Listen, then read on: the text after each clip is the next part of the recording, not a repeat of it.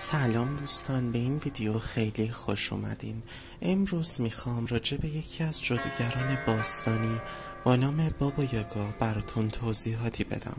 بابا یاگا جادوگریه که با توجه به افسانه ها نامیرا بوده و در جوانی دختر زیبایی بوده که میتونست عناصر چهارگانه رو کنترل کنه، ولی ترس از مرگ باعث شده به خوردن بچه ها رو بیاره که در واقع توی نسل امروز متوجه شدن که توی خون بچه هایی که میترسن آدرنالینی هست که باعث جوانی میشه و فکر میکنم این باور که بابا یاگا جاودانه است از همین نشأت گرفته باشه، ولی من طی یه سری طلسمات و مراسمات جادویی متوجه شدم که اون واقعا هنوز زنده است و امروز میخوام روش ارتباط باهاش رو بهتون یاد بدم.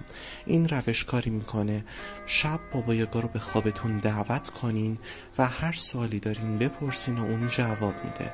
اگه میخواین مطمئن شین که جواب درست رو میده، چند تا سوال که جوابش رو میدونین ازش بپرسین و میبینین که همیشه حقیقت رو میگه. خیلی خوب دوستان، یه شمع سفید روشن میکنین، یه شمع قلمی باشه خیلی عالیه و میگین: مادر مانا سکونتگاهت در رویا، ای تو بانوی جنگل ها، کلبه کلبه پشت تو به جنگل و رو تو به من کن. اگه بابا یاگا صدای شما رو شنیده باشه، شما یه نور جلوی چشمتون میبینین، یا سردرد میگیرین یا یه الهام دریافت میکنین و بابا یاگا خودش رو شب توی خواب به شما نشون میده. یه پیرزن یا یه دختر خیلی زیبا رو میبینین که احتمالاً یه عصا دستشه یا سوار بر یه هاونه یا وسط جنگل وایسادین، اونم جلوتونه. و توصیه میکنم برای اینکه خوابتون یادتون بمونه یه تیکه سنگ جاسپر بذارین زیر متکاتون، چون سنگ جاسپر باعث میشه خواباتون رو فراموش نکنین.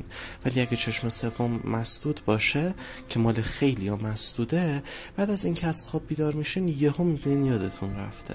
خیلی خوب دوستان، لطفاً لایک کنین چون به حمایتتون نیاز دارم. تا ویدیوی بعدی در پناه نور.